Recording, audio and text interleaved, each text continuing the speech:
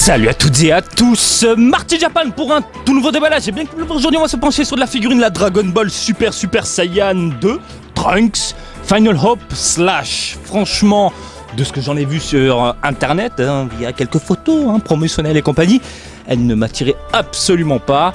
Mais quand je l'ai vu dans un game center exhibé comme ça à travers une vitrine d'un UFO catcher, je dis franchement c'est pas mal. C'est pas mal. Alors voilà, je l'ai chopé. Et du coup, j'ai envie de vous la présenter, excusez-moi. Sachez-le, c'est sorti le 21 novembre 2017 dans les game centers japonais. Au niveau du prix, ça dépend, les revendeurs, ça va de 1500 à 2000 de ce que j'ai vu. Et voilà, ça a l'air ultra classe, comme vous pouvez le constater ici au niveau de la boîte.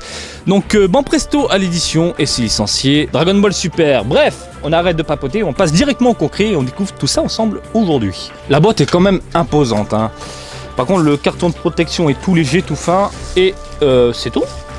C'est tout, il est où le socle? Y a pas de socle? Ok, y a pas de socle.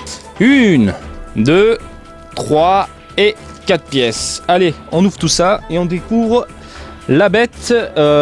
Si au final, il y a un tout petit socle, ici transparent, mais bref, on va checker ça ensemble. Ce petit socle-là, je suppose que c'est pour faire tenir l'épée. Et de ce côté-ci, nous avons la tête à emboîter, tout simplement, facilement. Et puis ici... hop là, la petite épée de merde. Alors, qu'est-ce qui se passe, Marty? Elle est où l'épée de folie qu'on voit au niveau de la boîte, ici, là, ce truc? Eh bien, bon presto, ils nous mettent un doigt là où il faut et bien profond. Pourquoi? Parce que juste ça, juste ce petit bout d'épée, en plastoc vraiment dégueulasse, eh bien, faut le choper à part. Ouais, vous avez bien entendu. Donc, en gros, vous avez dans les game centers une figurine comme ça, au niveau des pincettes, et puis vous avez une autre boîte dans un autre UFO catcher, juste uniquement, voilà, uniquement cette épée là, voilà, c'est tout. Donc on sent quand même la grosse carotte, finalement ils auraient pu la foutre dedans, mais non, faut la choper en deux parties. Moi, franchement, j'aime pas, je vous le dis direct, je n'aime absolument pas l'épée que j'ai vue, ce truc là, de ce que j'en ai vu dans les game centers, c'est vraiment...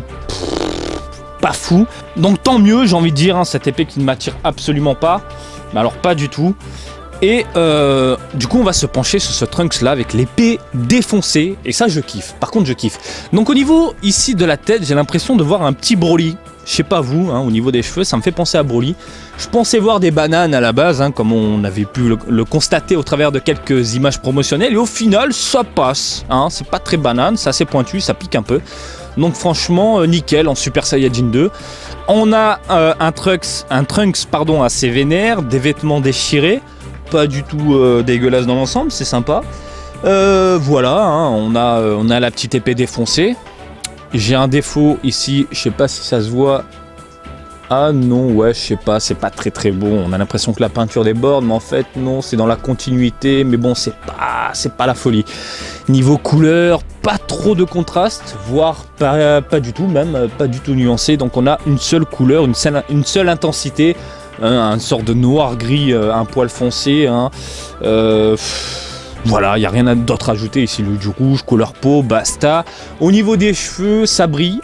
Il n'y a pas de petites paillettes comme on peut le voir actuellement, de légères paillettes pour donner l'aspect brillant au Super Saiyajin. Non, là c'est juste ça brille. Voilà, ils sont pas pris la tête, ça brille. Mais ça passe, ça passe. Je m'attendais vraiment à quelque chose de médiocre. Mais posé comme ça avec l'épée défoncée, je kiffe. Franchement, bien propre dans l'ensemble. Et puis les vêtements déchirés, le regard énervé. Il n'y a rien d'autre à ajouter. Donc comme je vous l'ai dit tout à l'heure, il n'y a pas vraiment de socle. Le socle là permet de maintenir la main, tout simplement. Putain, alors par contre ça c'est ultra fragile, je sais même pas si c'est pété ou s'il y a un problème, j'ai l'impression que c'est pété de mon côté. Bref. En gros, on balance ici le socle pour faire tenir la figurine, mais bon, de base, là je suis sur une surface molle, donc elle a du mal à tenir, mais sachez-le, pas besoin de tout ça. Normalement, ça tient sans aucun problème. Au niveau de la taille, on va checker tout ça. Nous avons entre 20 et 21 cm, donc c'est quand même une très belle bête. Donc quoi en dire finalement? Eh bien que la modélisation n'est pas mauvaise, que l'expression, le regard, le visage est vachement cool. Les cheveux, ça passe crème. Il a un petit côté Broly, mais bon, ça passe nickel. De toute façon, Trunks, il a toujours eu son petit côté Broly. Au niveau du design, on se souvient, période Cell, un moment très intense avec son papa, quand il est bien baraque et tout ça. Bon bref, ça c'est une parenthèse. Donc pour cette figurine là du jour, je vous la conseille grandement. Par contre, l'épée bleue dégueulasse, machin, ça, je pense éviter. Je pense qu'il a beaucoup plus de classe, beaucoup plus de gueule avec l'épée défoncée comme ça. Voilà, c'est juste un avis. Et rien d'autre à ajouter. Voilà, j'espère que ce petit déballage du jour vous a plu. Comme d'habitude, je vous invite à me suivre sur Twitter, Marty_Japan pour de l'actu Dragon Ball en direct du Japon, mais aussi sur Facebook, Marty Japan du Visual Japon. Et je vous dis à très bientôt. Allez, salut, bisous, ciao, ciao.